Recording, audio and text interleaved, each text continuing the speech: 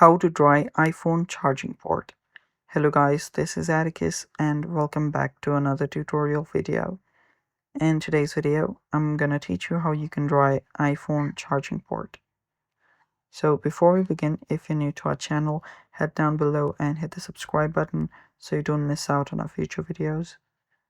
Also press the bell icon so you get notified when we release our new videos. So let's begin. So sometimes you will be facing an error where liquid is detected in your charging port.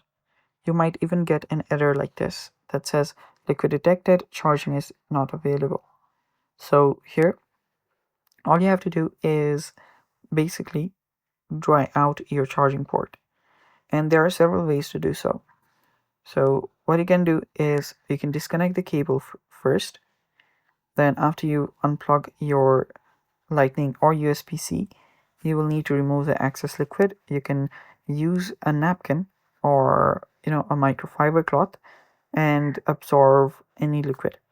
After you've done that, you can air dry it. So you can use an air dryer and you can simply start blowing some cool air into the connecting space, that is the charging port, and you can leave the phone to dry for a few minutes, such as an hour or half an hour, something like that, and leave it dry.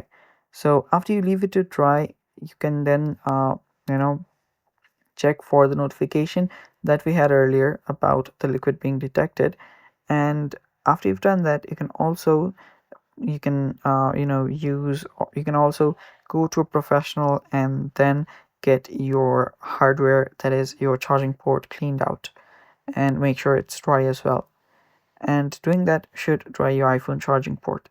So yeah, you will need to do this quick and make sure that you do not plug in the charger when it's still there, the liquid is still there. That might result in a short circuit and it might damage your iPhone.